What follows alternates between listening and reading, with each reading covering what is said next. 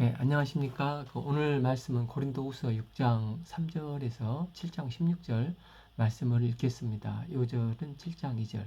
마음으로 우리를 영접하라. 우리는 아무에게도 불의를 행하지 않고 아무에게도 해롭게 하지 않고 아무에게도 속여 빼앗는 일이 없노라.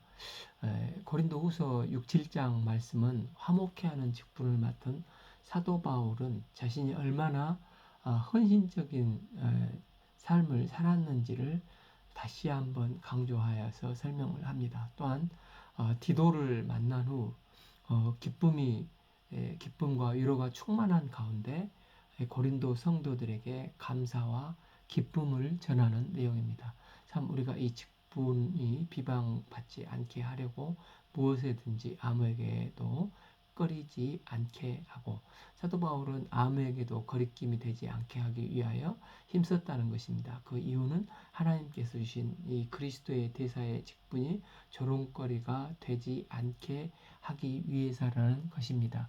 고린도전서 10장 23절 4절에서 보면 모든 것이 가하나 모든 것이 유익한 것은 아니요 모든 것이 가하나 모든 것이 덕을 세우는 것이 아니니 24 누구든지 자기의 유익을 구하지 말고 남의 유익을 구하라 하면서 바울은 자유인으로서 음식에 자유로운 사람이었지만 만약 믿음 약한 누군가에게 제물에 드려진 음식을 먹는 것으로 그가 실족한다면 그는 영원히 고기를 먹는 자유를 포기하겠다고 했습니다. 4. 오직 모든 일에 하나님의 일꾼으로 나타나여 많이 견디는 것과 환난과 궁핍과 고난과 오직 5. 매 맞음과 갇힘과 난동과 수고로움과 자지 못함과 먹지 못함 가운데서도 고린도 교회 거짓 교사들이 자랑했던 것은 추천서와 자천서인데 이제 사도 바울이 자천이라고 하면서 화목해하는 이 복음의 일꾼으로서 얼마나 많이 견디는가 하면서 그 견딘 것의 구체적인 실례로 9가지를 말을 하고 있습니다. 첫째, 그는 환난을 견디었습니다. 견디는 것과 환난은 동격이라기보다는 구체적인 견디는 것의 예가 환난이 됩니다. 사도 바울은 환난을 얼마나 많이 당했는지 그의 서신서에서만 환난이란 단어를 25번이나 쓰고 있습니다. 두 번째로 궁핍을 견디었습니다. 바울이 일평생 부귀영화를 위한 삶이 아니라 주와 복음을 위해서 일평생 궁핍한 삶을 살았습니다. 셋째, 고난을 견디었습니다. 고린도후서 1장 8절에도 우리가 아시아에서 당한 환난을 너희가 모르기를 원치 아니하노니 힘에 겹도록 심한 고난을 당하여 살 소망까지 끊어졌다고 했습니다. 또한 4장 8절에서는 우리가 사방으로 우겨싸움을 당하는 공고의 상태에 빠질 때가 있었다는 것입니다. 네 번째, 매맞음을 그는 견디었습니다. 고린도후서 11장 24절 유대인에게 40에서 하나 감한 매를 5번이나 맞았고 25 3번 태장으로 맞고 1번 돌에 맞고 3번 파선하고 주야를 깊은 바다에 지냈으며 유대인들에게 있어서 신명기 25장의 근거에서 39대를 5번 맞았다고, 이게 40대인데 혹시 실수할 것 같아서 39대를 때렸다고 하지 않습니까? 그것을 5번, 또 로마인들에게 태장을 3번, 또 돌팔매질을 1번 당했다는 것입니다. 사도 바울은 무슨 도적질을 한 것도 아니고 오직 주와 복음을 위해서만 살았는데 이렇게 매를 맞았다는 것입니다. 다섯째, 갇힘을 견디어내었습니다. 빌립보에서 투옥됐고 또 예루살렘에서 또 가이사에서 로마에서 또 죽기 전 로마 감옥에서 투옥이 되었습니다. 여섯째, 난동을 견디었습니다. 사도 바울은 화목해 하려고 했지만 한 번도 사람을 선동하며 난동을 부린 적이 없습니다. 그런데 빌립보에서, 데살로니가에서, 에베소에서, 예루살렘에서 마치 소동의 원인 제공자가 바울인 것처럼 세상으로부터 그는 비난을 받았습니다. 일곱째, 수고로움을 견디었습니다. 헬라어 코포이스는 수고보다 피곤하다라는 의미가 있습니다. 사도 바울은 진리를 쫓는데 자신이 육신이 강골이 아니어서 힘이 지나서 피곤해서 너무 힘들었지만 견디어냈음을 고백합니다. 여덟 번째, 자지 못했다는 것입니다. 자비량을 하면서 그는 복음을 증거하다 보니까 주로 잠을 자지 못했고, 주로 그 당시는 무슨 교통수단이 없었기 때문에 걸어 다니면서 복음을 증거하다 보니까 또 자지 못할 때가 많았다는 것입니다. 아홉 번째, 먹지 못할 것을 견디었다는 것입니다. 이것은 사도 바울이 경건 생활을 위해서 금식한 게 아니라 매 맞고 태장 맞고 돌팔매질 당할 때 누가 사도 바울에게 먹을 것을 줬겠습니까? 이처럼 사도 바울은 아홉 가지 예를 들면서 복음을 증거하는 수많은 어려움 속에서 견디고 속상할 때도 견디어서 이 아홉 가지 예를 들었습니다. 왜 하나님께서 주와 복음을 위해서 자기 전생애를 쏟아붓는 그에게 이런 극심한 어려움을 겪게 하는 것입니까? 이는 그의 사랑을 정금같이 더 깊고 더 넓은 그리스도의 장성한 분량으로 세워주고자 하시는 주님의 깊은 은혜가 있었기 때문에 이런 환난 가운데서도 그는 모든 것을 견디어낸 것입니다. 사도 바울이 그 어려움 속에서도 견디면서 지켰던 것이 또 이제 새롭게 아홉 가지인데, 바울은 무엇을 그런 중에 지켰습니까? 깨끗함과 지식과 오래 참음과 자비함과 성령의 감화와 거짓 없는 사랑과. 첫 번째로 바울은 그 가운데 깨끗함을 지켰습니다. 이는 도덕적인 순결뿐만 아니라 그리스도의 사도로 살아가는 사심 없는 동기로 중간에 곁길로 새지 않고 교만하지 않고 시종일관 끝까지 깨끗함을, 겸손함을 지켰다는 것입니다. 두 번째로 지식을 볼 수 있습니다. 여기서 지식은 하나님께서 베풀으신 사랑에 대한 날로 더 깊어가는 이해를 말합니다. 어려움을 당할수록 자기에게 베푸신 하나님의 더 깊은 사랑의 지식이 날로 더 깊어져 가는 것입니다. 세 번째로 오래 참음입니다. 이는 갈라디아서 5장 22절 성령의 열매 중에 하나로, 이 오래 참음은 상대가 나를 속상하게 한 것과 같은 방식으로 보복하는 마음을 보복하지 않고 오래 참으면서 지켰습니다. 네 번째, 자비함을 지켰습니다. 자비함은 헬라어로 크레스트 테딕인데 이것은 덕을 말합니다. 내가 그리스도인으로 아무리 어려운 일이 있다 할지라도 그리스도인으로서 지켜야 할 덕을 지켰다는 것입니다. 그 덕은 나만을 생각하는 마음에서 전체를 생각함으로 덕스러운 사람이 되었다는 것입니다. 다섯 번째, 성령의 감화 감동으로 어려움을 감당할수록 성령의 빛의 인도함을 받아갔다는 것입니다. 여섯 번째로 거짓 없는 사랑을 지켰습니다. 고린도 교회에서 고린도 교회를 선동하던 거짓 교사들은 위선적인 사랑을 했었습니다.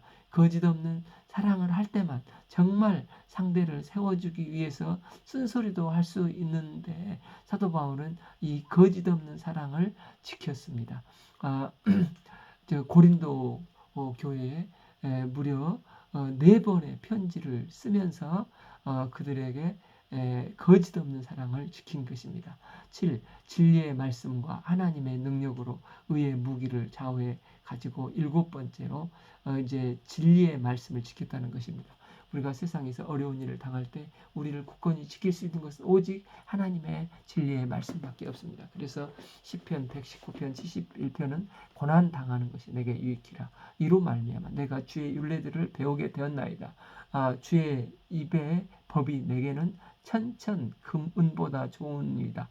하나님의 말씀이 금은 보화보다 좋을 수밖에 없는 것을 평소는 몰랐는데, 고난 당했을 때, 이 고난을 당하면서 이 생명의 말씀이 세상의 금보다 보화보다 더 중요하구나 하는 것을 깨달았다는 것입니다. 여덟 번째, 하나님의 능력입니다. 원문에는 능력 뒤에 점이 찍혀져 있습니다. 그런 어려움 속에서도 정결함과 자비로움과 오래 참음을 지키려면 하나님의 능력을 힘입지 않고는 결코 될 수가 없습니다. 사도 바울은 내가 약할수록 주를 의지함으로 주의 능력이 크게 역사한다고 했습니다. 아홉 번째는 의의 무기를 좌우에 가지고 있었습니다. 당시 로마 군인들은 한 손에는 공격 무기를, 한 손에는 칼과 다른, 한 손에는 방패를 들고 있었습니다. 에베소서 6장 16절 모든 것 위에 믿음의 방패를 가지고 이로써 능히 악한 자의 모든 불화살을 소멸하고 이 세상의 모든 도전으로부터 우리를 지켜주는 유일한 방패는 믿음입니다. 우리의 믿음의 방패만 확고하면 우리는 이 세상의 어떤 상황에서도 흔들리지 않을 수 있습니다. 우리가 이 세상을 이길 수 있는 무기는 17절 구원의 투수와 성령의 검 곧 하나님의 말씀을 가지라입니다. 우리가 이 세상을 이길 수 있는 무기는 하나님의 말씀입니다. 하나님의 말씀에 굳건하게 서 있으면 이 세상은 결코 영원할 수 없다는 것. 그리고 그 말씀을 가지고 어떤 가운데서도 승리할 수가 있습니다. 사도 바울은 그 어려운 가운데서 9가지 시련 속에서 이 9가지 신앙의 덕목을 끝까지 지켰습니다. 그가 어떤 상황 속에서도 이 9가지 이 덕목을 지킨 것입니다. 8. 영광과 욕됨으로 그러했으며 악한 이름과 아름다운 이름으로 그러했느니라. 우리는 속이는 자 같으나 참되고 내가 어디 가서 복음을 전하면 생명이 살아나고 영광으로 돌아옵니다. 또 어떤 경우에는 어디 가서 복음을 증거하면 받아들이지 않고 오히려 핍박을 받으며 욕됨이 되어서 돌아옵니다. 또 어디에서 복음을 전하면 아름다운 평판으로 돌아오고 어디에서는 정말 참기 힘든 어려운 악평으로 돌아옵니다. 그럼에도 불구하고 사도 바울은 전혀 개의치 않고 시정일관 나는 그 시련 속에서도 지켜야 할 것을 지켰다는 것입니다. 즉 어떤 상황에서도 나는 나에게 주어진 화목해야 하는 이 복음의 일꾼으로서의 정체성, 이 직분을 지키는데 속이지 않고 그리스도 안에서 참되게 나의 모든 중심을 다 쏟아 부었다는 것입니다. 무명한 자 같으나 유명한 자요 죽은 자 같으나 보라 우리가 살아있고 징계를 받은 자 같으나 죽임을 당하지 아니하고 여기서 무명한 자는 무시당한다는 것이고 유명한 자라는 것은 인정받는다는 뜻이 됩니다. 고린도 거짓 교사들에게 추천서도 없고 자천서도 없이 바울은 무명한 자로서 무시를 받았지만 그러나 하나님으로부터 인정받으며 유명한 자가 되었습니다. 그래서 세상에서 나를 모함한 자들이 무시하지만 나는 하나님 안에서 인정받는 유명한 자라는 것입니다. 9비 죽은 자 같으나 보라 우리가 살아있고 사도 바울이 루스드라에 갔을 때 집단적으로 돌팔매질을 당해서 죽은 자 같이 성 밖에 던져져 버렸습니다. 그러나 세상은 나를 버렸지만 나는 다시 살아났다는 것입니다. 굿이 징계를 받은 자 같으나 죽임을 당하지 아니하고 세상 사람들은 내가 징계를 받아서 죽어간다고 했지만 그러나 나는 죽임당하지 않고 그 과정을 통해서 나는 더 강한 하나님의 도구로 우뚝 세움을 받았다는 것입니다. 10. 근심하는 자 같으나 항상 기뻐하고 가난한 자 같으나 많은 사람을 부욕해 하고 아무것도 없는 자 같으나 모든 것을 가진 자로다. 세상적인 관점에서 보면 바울에게 근심이 떠날 날이 없어야 할 것 같습니다. 그런데 사도 바울은 항상 이런 중에도 기뻐했다는 것입니다. 여기서 기뻐한다는 것은 시도 때도 없이 그냥 실성한 사람처럼 희죽거리는 게 아니라 마음 깊은 데서 우러나오는 기쁨을 누린다는 것입니다. 이 기쁨이 사도 바울을 받쳐줬기 때문에 근심할 수밖에 없는 모든 상황에서도 그는 항상 기뻐할 수 있었습니다. 바울은 재산이 하나도 없고 그날 텐트 만들어 자비랑하면서 복음을 증거했습니다. 그러나 많은 사람들에게 복음을 증거해서 물질로부터 자유케 해줌으로써 영적으로 부욕해 해주는 삶을 살았습니다. 그러면서 행복한 삶이라는 게 또 의미 있는 인생이라는 게 바로 저 사도 바울과 같은 인생이구나. 나도 복음을 영접해서 예수님을 배우고 부요한 삶을 사는 인생을 살아야겠다 하는 선한 영향력을 본을 끼치는 삶을 살았다는 것입니다. 10비 아무것도 없는 자 같으나 모든 것을 가진 자로다. 세상에서 보면 늘 빈 주머니 같은데 그는 실은 우주를 품는 사람이었습니다. 하나님을 모시고 사는 자로 영원한 생명을 갖게 되었습니다. 세상에서 제일 귀한 것은 다 가진 자로 모든 것을 가진 자입니다. 이제 사도 바울은 자신이 어떤 자세로 이 직분을 감당하고 있는가를 밝히면서 고린도인들에게 말하고 있습니다. 11 고린도인들이여 너희를 향하여 우리의 입이 열리고 우리의 마음이 넓어졌으니. 여기 고린도인들은 거짓 교사들의 선동에 사도 바울을 모함하고 모욕했던 교인들을 말합니다. 원문에는 입이 열리고 마음이 넓어졌으니가 둘 다 완료형으로 쓰여져 있다고 합니다. 그래서 나는 너희들이 나를 모함할 때부터 이미 너희를 향한 마음이 열려져 있었고 마음이 넓어져 왔었다는 것입니다.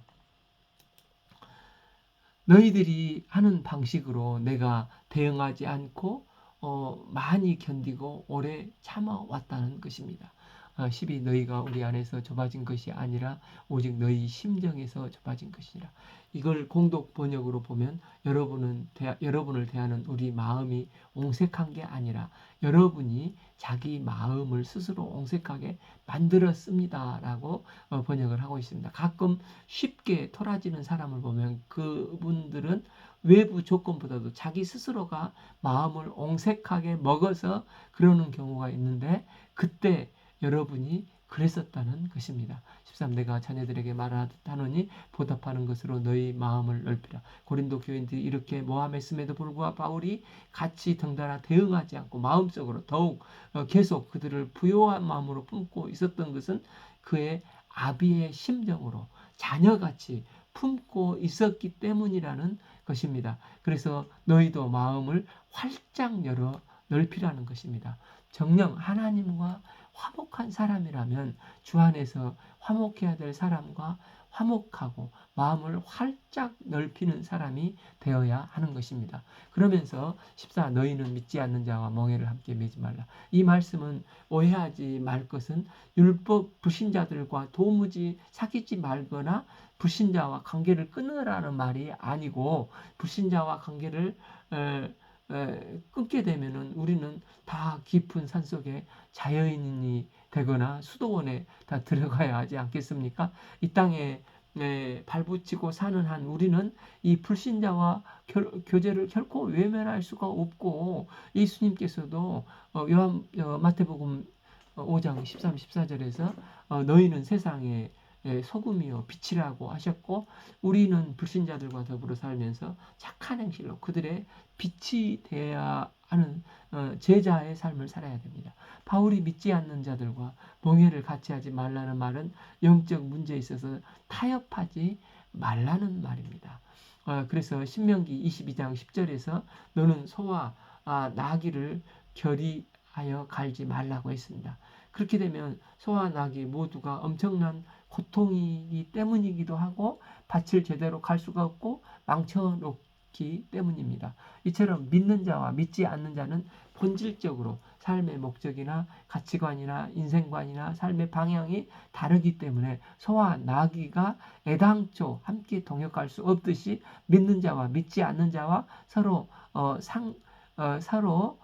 같은 궁극적인 같은 목표를 향해 나가는 인생 진리의 동역자는 결코 될 수 없다는 것입니다. 그러면서 이제 14절에서 16절에서 불신자와 같이 멍에를 같이 하지 말아야 될 이유를 5가지로 말을 하고 있습니다. 14비 의와 불법이 어찌 함께하며 빛과 어둠이 어찌 사귀며 첫째, 의와 불법은 도저히 함께할 수 없다는 것입니다.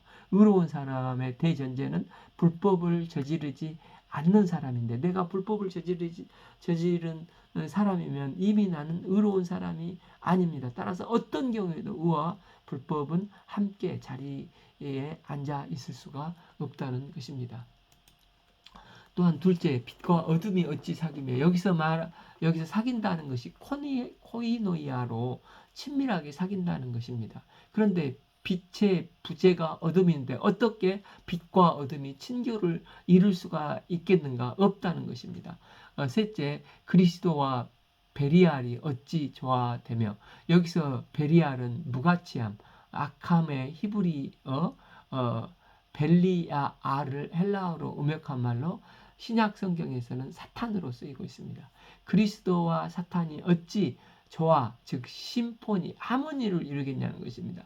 그리스도와 사탄이 한 무대에서 심포니를 이루면서 연주하는 것은 있을 수 없는 불가능한 일입니다. 넷째, 15비 믿는 자와 믿지 않는 자가 어찌 상관하며 믿는 자와 믿지 않는 자는 결코 상관할 수 없다는 것입니다. 여기서 믿지 않는 자는 우상 숭배하는 자를 말을 합니다. 당시 헬라 도시들은 대부분 우상 신전을 중심으로 이루어졌고 우상 숭배 후에는 음란하고 부도덕한 파티를 벌였습니다. 때문에 결코 믿는 자와 믿지 않는 자는 신령한 영적인 세계와 하나님 나라를 결코 공유할 수가 없는 것입니다. 다섯째, 16a 하나님의 성전과 우상이 어찌 일치하려. 하나님의 성전은 거룩하신 하나님께서 거하시는 신성한 곳입니다. 하나님의 성전을 둔다는 것은 이 세상의 모든 우상을 부정하는 것을 뜻합니다. 다니엘서 9장 27절을 보면 하나님께서 택한 백성들이 우상 숭배하는 것을 가장 가증한 죄로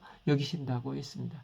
이상에서 볼 때 의와 불법이 어찌 함께하며 빛과 어둠이 어찌 사귀며 그리스도와 베리알이 어찌 조화되며 믿는 자가 믿지 않는 자와 어찌 상관하며 하나님의 성전이 우상이 어찌 일치가 되리요 하는 것은 상종도 하지 말라는 것이 아니라 결코 진리의 동역자는 될 수 없다는 것입니다. 물론 우리는 그분들에게 끝까지 그들을 불쌍히 여기며 복음을 전하고 중보 기도를 해야 됩니다. 그러나 진리를 쫓는 삶의 동역자는 아니라는 것으로 하나님을 믿는 자들은 하나님과 세상 사이에 양다리를 걸치고 살아서는 결코 안 된다는 것입니다.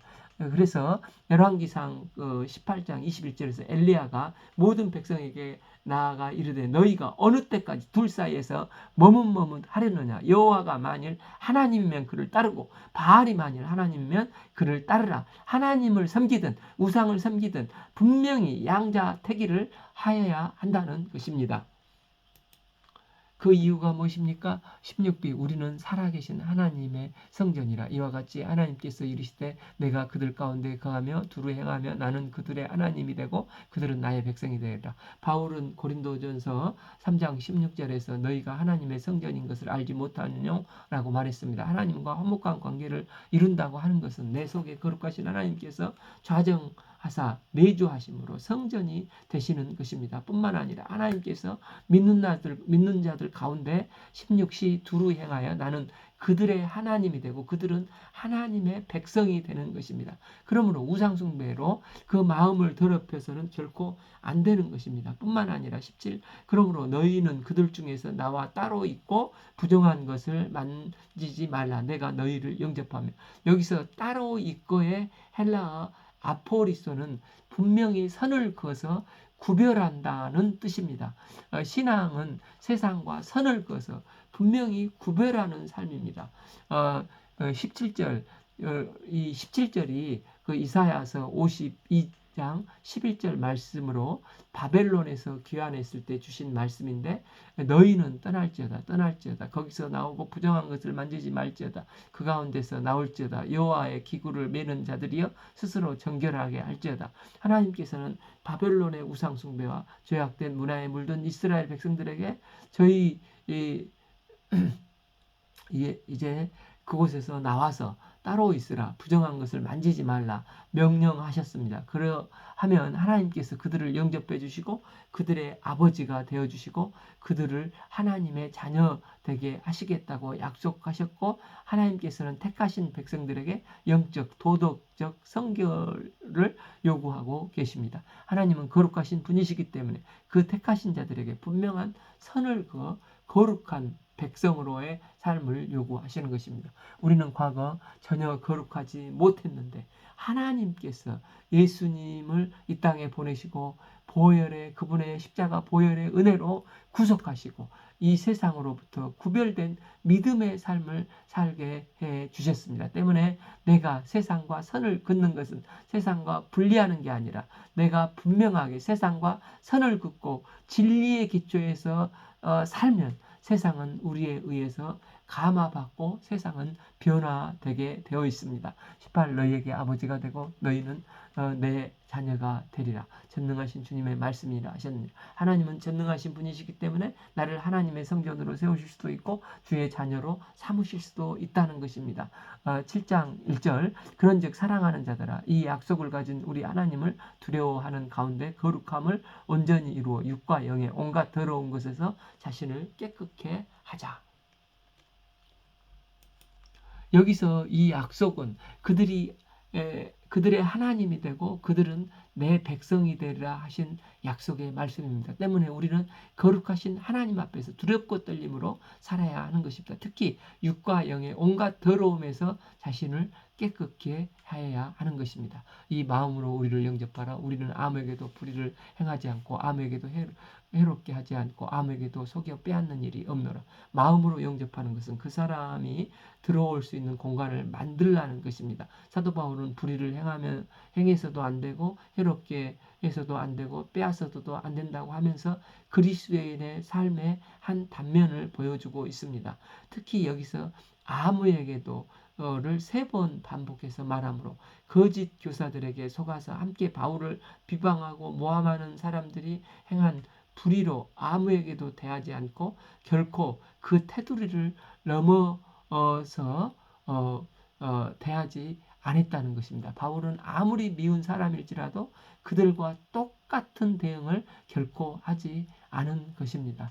3. 내가 이 말을 하는 것은 너희를 정죄하려는 것이 아니라 내가 이전에 말하였거니와 너희가 우리에게 있어서 함께 죽고 함께 살게 하고자 함이라. 바울은 고린도 성도들로 인해서 많은 고통을 당했습니다. 그러나 디도를 통해서 그들이 회개했다는 소식을 듣고 그들과 함께 죽고 함께 살고자 하는 심정으로 마음의 진실을 행함으로 그들과 사랑의 관계성을 회복하고자 했습니다. 즉 불신자하고는 인생의 멍에를 매지 않지만 그리스도 안에서 한 지체된 믿음의 형제 자매들에게는 죽어도 같이 죽고 살아도 같이 사는 인생의 동역자로 함께 동고동락하며 살아가겠다는 것입니다. 그렇기 때문에 거리낌 없이 그들의 잘못을 지적할 수가 있는 것입니다. 자, 나는 너희를 향하여 담대한 것도 많고 너희를 위하여 자랑하는 것도 많으니 내가 우리의 모든 환난 가운데서 위로가 가득하고 기쁨이 넘치도다. 나는 너희들에 대해서 많은 자랑거리를 가지고 있다는 것입니다.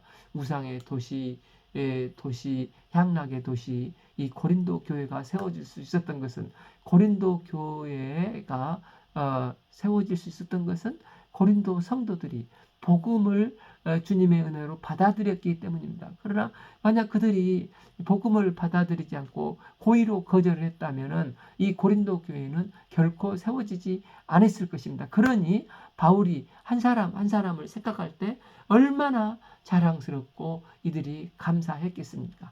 그래서 이 모든 환난 가운데서도 지금 위로가 가득하고 기쁨이 넘치도다 하면서 수동태로 이렇게 고백을 하는 것입니다.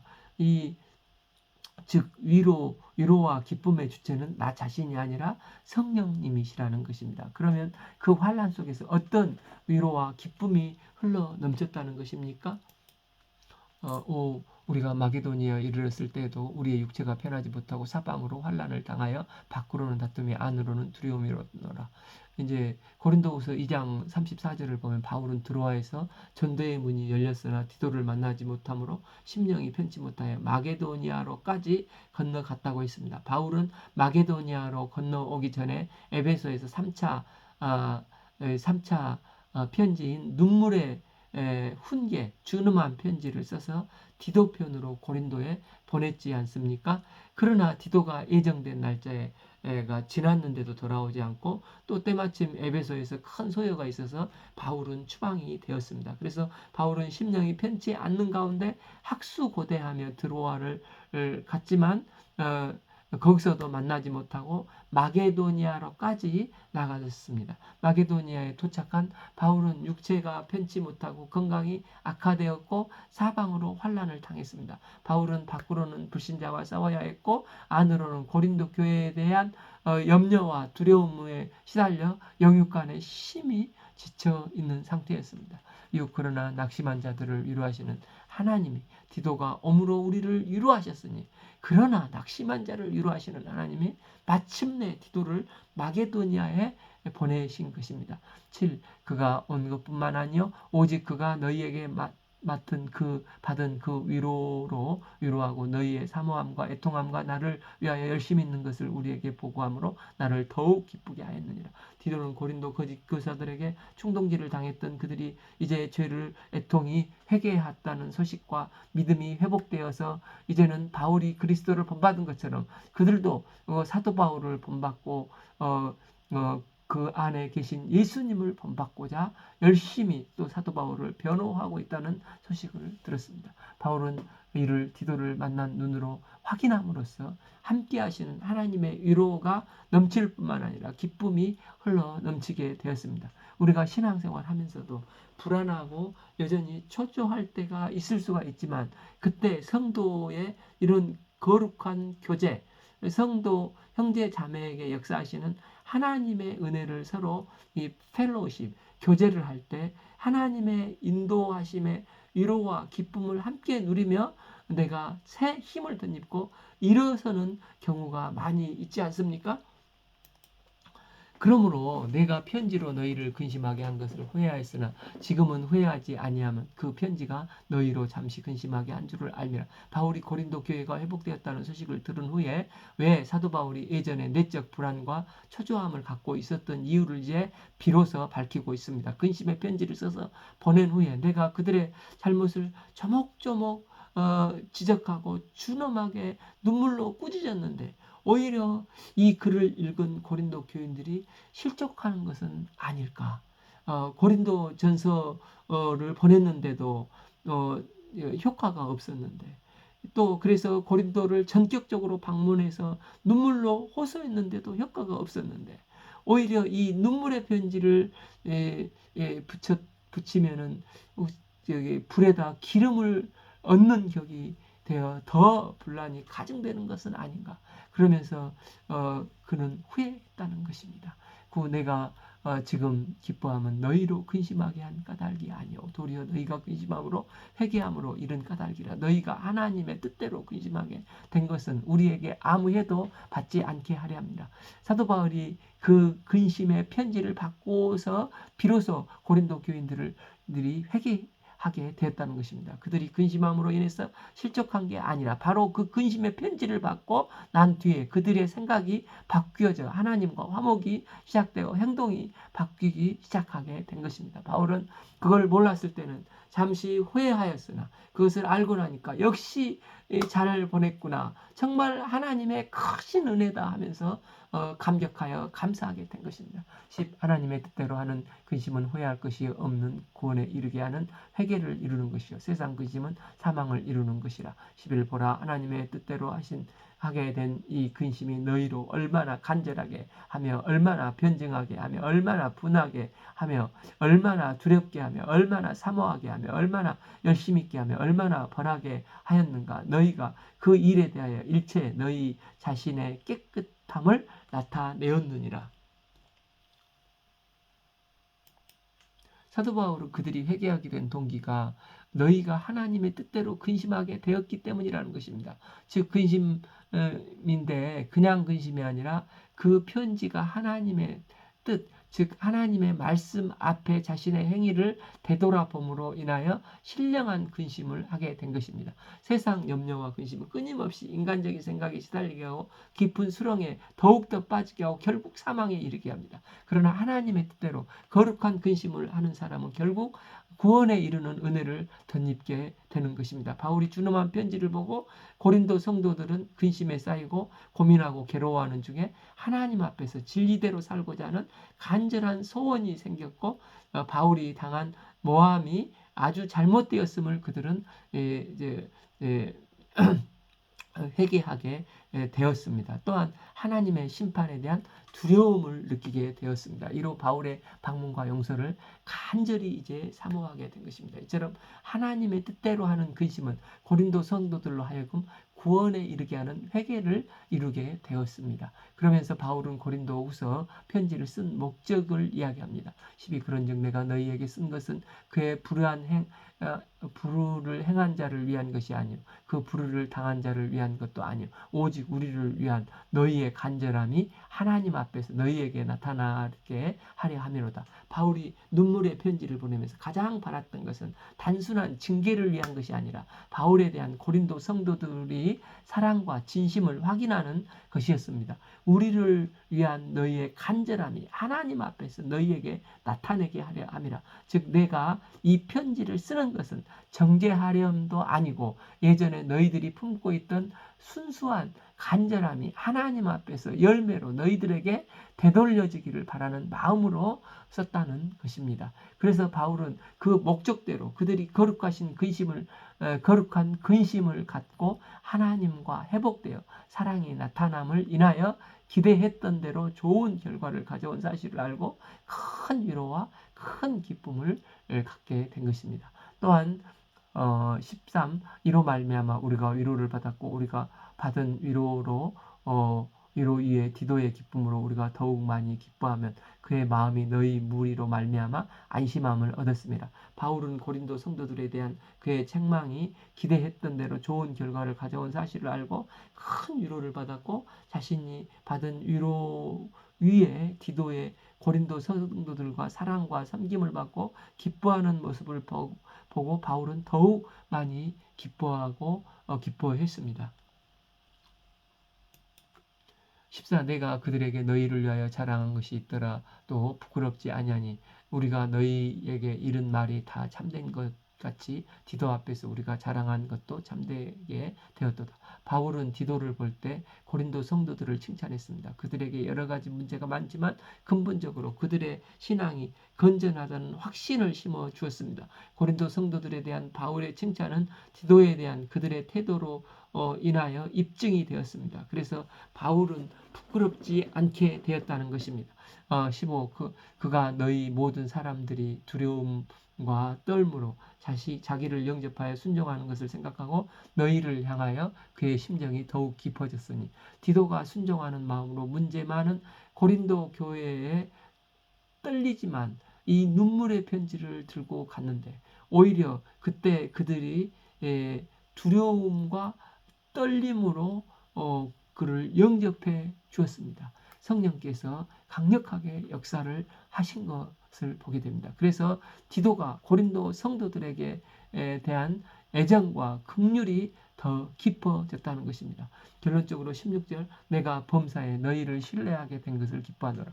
바울은 내가 너희들을 범사에 신뢰할 수 있게 되어서 기뻐했다는 것입니다. 한마디로 고린도 교인들이 하나님과의 화목을 회복한 것입니다.